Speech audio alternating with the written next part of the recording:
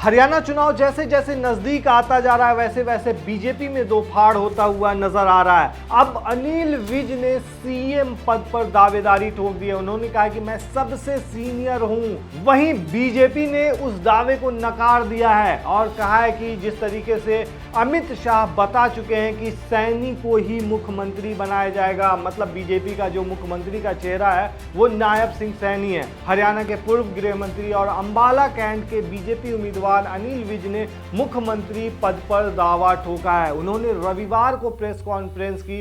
इसमें विधायक मंत्री रहते हुए उन्होंने अपने काम तक गिनवा दिए।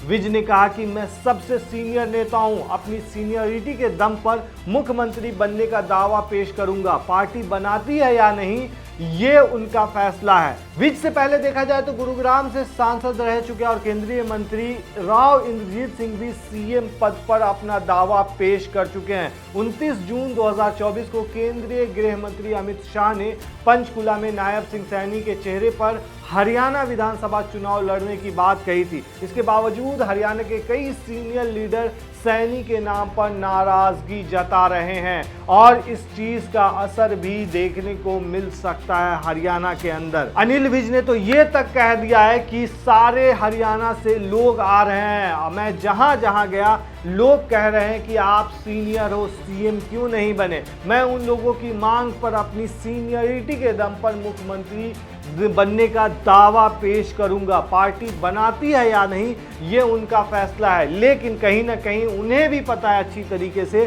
कि बीजेपी ने जब सीएम फेस का अनाउंसमेंट कर दिया है और वो नायब सिंह सैनी है तो उन्हें सीएम कैसे बनाया जा सकता है। अनिल विज ने ये तक कह दिया कि मैंने आज तक कोई पद नहीं मांगा, लेकिन आज दावा पेश कर रहा हूं, अगर पार्टी मुझे सीएम बना दिया तो मैं हरियाणा की तकदीर बदल दूंगा, तस्वीर बदल दूंगा। वहीं इसी साल हुए लोकसभा चुनाव से पहले बीजेपी ने मनोहर लाल खट्टर को हटाकर नायब सिंह सैनी को हरियाणा का बागडोर दिया था। तब भी सैनी की ताजपेशी से अनिल विज नाराज हो गए थे। उनकी नाराजगी कई मीटिंग्स में खुलकर भी नजर आई थी सामने। वहीं अनिल विज के तेवर को देखते हुए बीजेपी ने दूसरे पंजाबी नेता को आगे बढ़ा दिया, ऐसा भी माना जा रहा है। अनिल विज के सीएम चेहरे पर दावे से बीजेपी का केंद्रीय नेतृत्व भी एकदम अलर्ट हो गया है। उन्होंने पूर्व सांसद संजय भाटिया को प्रदेश चुनाव समिति का सह संयोजक बना दिया है। मनोहर लाल खट्टर के केंद्र में जाने के बाद अनिल विज बीजेपी के हरियाणा में बड़े पंजाबी चेहरा हैं। हालांकि उनके बयान के बाद पार्टी ने तीसरे पंजाबी चेहरे संजय भाटिया को आगे किया है। भाटिया खट्टर के करीबी माने जाते हैं। विज की वजह से पंजाबी वोटर्स नाराज न हो, इसी वजह से उनको बनाया गया है, ऐसा माना जा रहा है। आपको बता दें कि अनिल विज हरियाणा बीजेपी के वरिष्ठतम नेता है। वो अंबाला कैंट से 8 बार विधानसभा चुनाव लड़कर 6 बार विधायक बन चुके हैं। इस बार वो 9वीं बार अंबाला कैंट से चुनावी मैदान में हैं।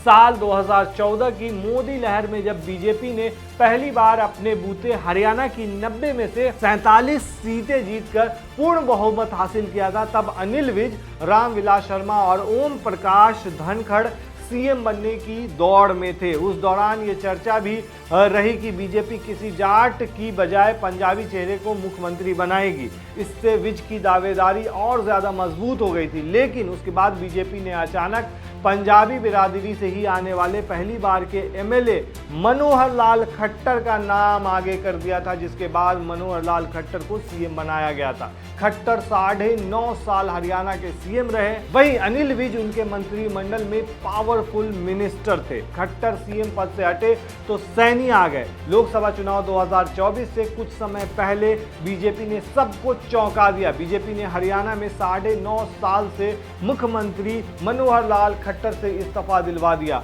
उनकी जगह पर अचानक पार्टी के प्रदेश अध्यक्ष नायब सिंह सैनी को सीएम बना दिया गया। तब चर्चा ये हो रही थी कि विज को कुर्सी मिल सकती है, हालांकि ऐसा फिर नहीं हुआ। वहीं इसी बीच 12 मार्च को अनिल विज विधायक दल की मीटिंग बीच में छोड़कर चले गए थे। दरअसल मनोहर लाल खट्टर की दूसरे टर्म की सरकार में गृह और स्वास्थ्य मंत्री अनिल विज ही थे। जब खट्टर ने इस्तीफा दिया तो विज भी उनके साथ थे। इसके बाद नए सीएम के चुनने के लिए मीटिंग हुई तो अनिल विज अचानक बीच में से ही बाहर आ गए। तब ये ऑटोमेटिक था कि ये चर्चा का विषय बन गया था कि नायब सिंह सैनी का नाम सुनने के बाद अनिल विज ने मीटिंग बीच में छोड़ दी। इसके बाद अनिल विज का नाम सीएम सैनी के मंत्रिमंडल में भी था, लेकिन अनिल विज ने मंत्री पद लेने से ही इनकार कर दिया। वे शपथ ग्रहण समारोह में भी नहीं पहुंचे। इसके बाद विज बार बार यही कहते रहे कि उनकी कोई नाराजगी नहीं है, लेकिन उनके एक्टिविटी से पूरी नाराजगी झलक रही थी। वहीं लोकसभा चुनाव में सिर्फ अंबाला में ही उन्होंने प्रचार किया।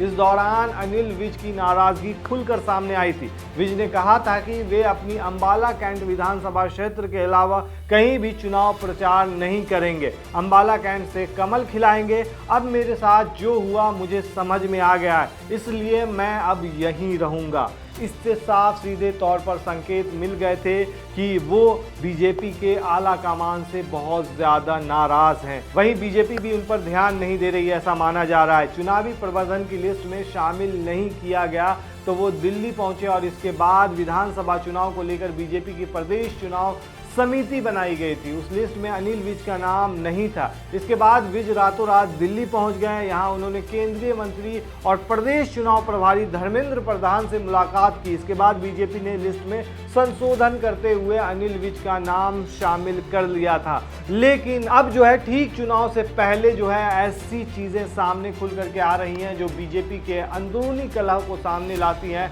ऐसे में काफी ज्यादा ये अहम हो जा रहा है कि इस बार अगर अनिल विज की नाराजगी का असर पड़ता है तो पंजाबी वोटर्स नाराज हो सकते हैं और बीजेपी को कहीं ना कहीं यहां से भी नुकसान का सामना करना पड़ सकता है। आप क्या कहते हैं दोस्तों, हमें कमेंट में जरूर बताएं।